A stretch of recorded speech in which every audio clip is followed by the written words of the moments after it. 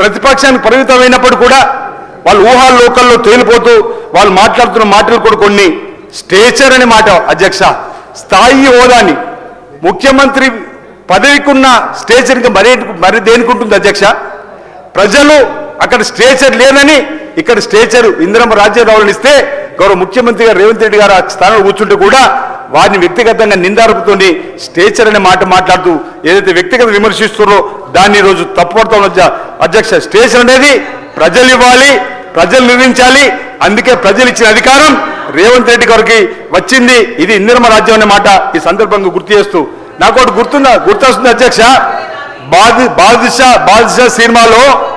బాద్షా సినిమాలో బ్రహ్మానందం గారు అధ్యక్ష, బాద్షా సినిమాలో బ్రహ్మానందం గారు ఊహాలోకంలో తేలిపోతారు.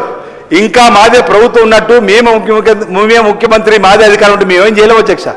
స్టేచరు ప్రజలు ఇస్తారు అధ్యక్ష. ఆ స్టేచర్ ఈరోజు మా ముఖ్యమంత్రి రేవంత్ రెడ్డి గారికి ఇచ్చారు అధ్యక్ష. ఈరోజు నేను అడుగుతున్నా, ఆ 4 మెంబర్స్ ఫ్యామిలీ వల్లనే కదా ఈ రాష్ట్రం అనేక ఇబ్బందులు పడ్డది. అలాంటిది మీరు మాకు నీతులు నేర్పుతారు అధ్యక్ష.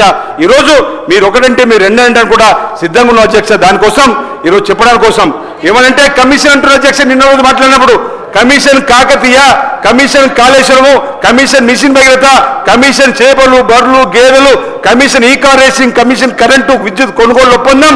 ఈరోజు ఇంకో మాట కూడా అనవలసి వస్తుంది అధ్యక్ష. కమిషన్ కల్వకుట్ల కుటుంబాన్ని కూడా మేము అనడానికి కోసం 4 మెంబర్స్ ఫ్యామిలీ వల్ల ఇబ్బంది అయిందని చెప్పడానికి కోసం మేము ఏం వెనక్కి రాము అధ్యక్ష. మా ముఖ్యమంత్రి గారిని వ్యక్తిగతంగా నిందిస్తే మేము కూడా కమిషన్ 4 మెంబర్స్ ఫ్యామిలీ కల్వకుంట అనడానికి కోసం కూడా ఆ నలుగురి అవినీతి అక్రమాల వల్ల ఈ 7 లక్షల కోట్లు అప్పుకైన అంశాన్ని కూడా తప్పనిసరిగా ఈ ద్వారా తీసుకుపోతాం అధ్యక్ష.